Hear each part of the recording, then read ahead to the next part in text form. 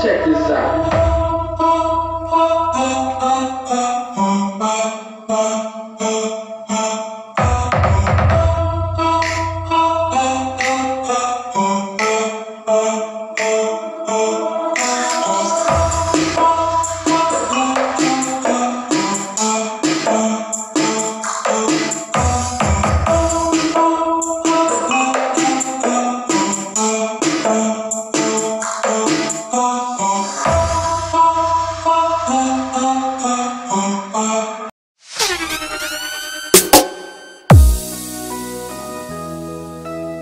So ito guys, ito yung ginawa natin nung nakaraang araw.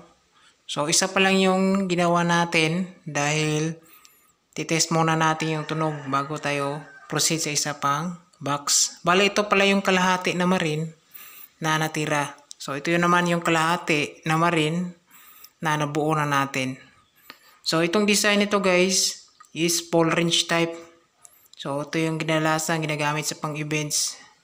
So ito yung ginawa ko para pwede natin gamitin sa mid-high, sa ating subs. Pwede rin full range pag meron tayong simple events. Ito lang yung gagamitin natin. So lalagyan ko pa to ng metal plunger sa baba para malagyan natin ng stand. So bago natin ikabit yung mga speaker tsaka tweeter nito is share muna natin yung sukat para naman may idea yung mga gustong gumawa sa ganitong klase na design. So simple na design lang po ito.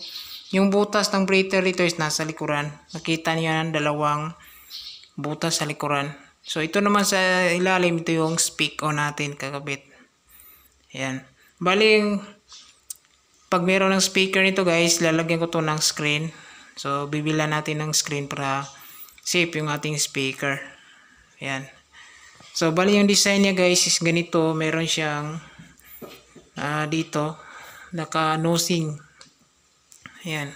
So budget naman rin po ito guys, yung ginawa natin dito. Ayan. So magaan lang naman yung speaker lalagay natin dito, yung Joson Neo na D15. Magaan lang yan kasi maliit yung magnet. Kaya maliit yung box na ginawa natin. So dito tayo sa kaniyang height. Papakita natin yung height niya. Ayan, ito yung height niya mga guys. Ayan, ito yung height niya. So height pala nito is 23 inches and 1/4. Ayan. Pero kung magtatabas tayo sa loob is nasa 21.3 yung cutting natin. Ayan. So dito naman is makikita natin 15 inches and 3/4 yung tabas natin dito or 40 cm. Ayan. So yung dito guys, yung lapad niya patungo sa likuran, ito po siya, is 16 inches. Ayan. Yan yung taas niya patungo sa likuran. So dito naman sa kaniyang nosing, yung nosing niya dito is 1 inch. Yan. Yan yung nosing niya, 1 inch. Tapos yung dito, kasi nag-curve tayo sa likuran. So meron po itong 2 inches dito guys, 2 inches. Yan, 2 inches. Yan. Tapos yung lapad niya dito is, pag dito tayo kukuha is 13 inches and 1/4. So pagkasama na dito is 15 na yan. 15 and 1/4. Ayan. So yung gamit natin naman rin dito is yung bintura. Yung mumurahin lang. Kasi for personal use ko naman to. So babatakan ko lang to ng epoxy. Dahil kapag order talaga guys, hindi ako gumagamit ng bintura. Yung mga organ ply talaga yung gagamitin ko. Ayan. So matatanggal naman yung mga biyak dito pag na-epoxyan na natin. Tapos ma-textured or waterproofing paint. Ayan. So, kakabit muna natin yung speaker. Yung speaker gagamitin natin is itong Joson Neo na 15 inches. Yan. So, meron po itong rated power na 1000 watts. Pero sa kanyang cartoon is 1400 watts yung nakalagay. So, meron pala tong 3 inches voice coil. So, ito naman yung horn natin. Papakita natin yung horn. Sukot ng horn natin is 6 inches by 12 inches and 1/2. Yan.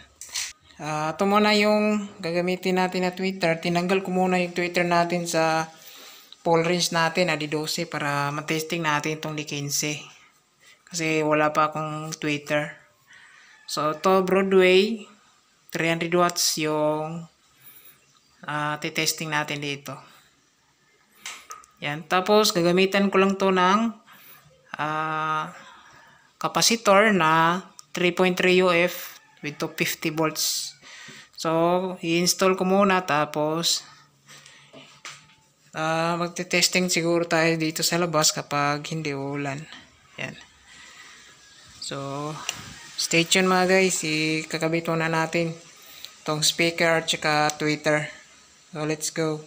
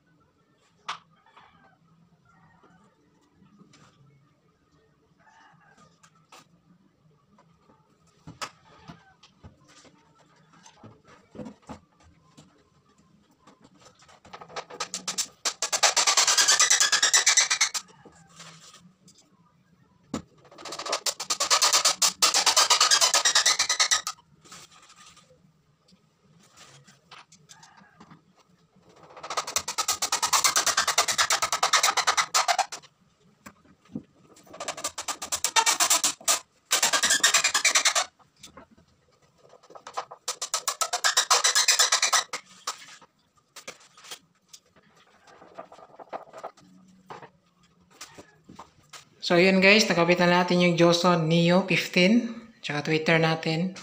So, dito muna natin i-sound check sa loob ng ating room.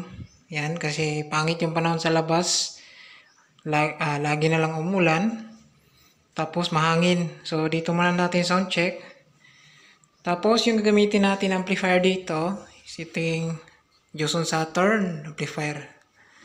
Yan. So, gamit tayo ng speak on. Kakabit muna natin.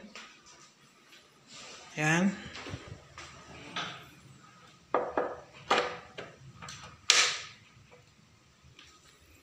Tapos yung dulo nito, kabit na natin sa ating Joson Saturn.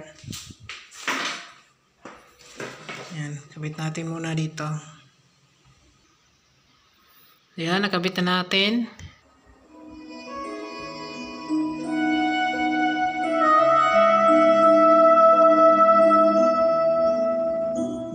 I hear your voice on the line, but it doesn't stop the pain. I've been alone with you inside my mind. Hello, is it me you're looking for? Bittersweet memories, that is all I'm taking with me.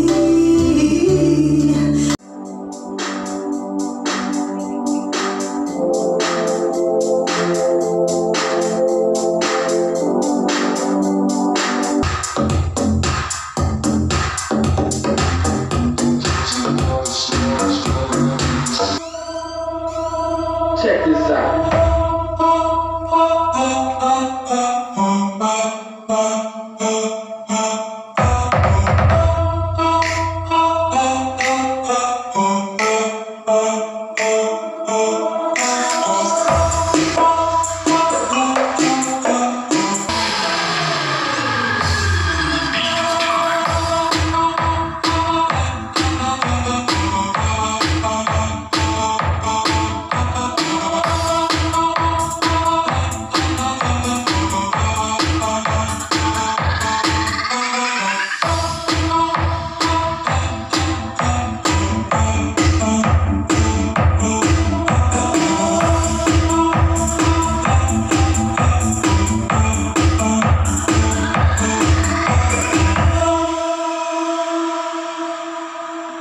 So yan guys, na sound check na natin itong Joson Neo 15.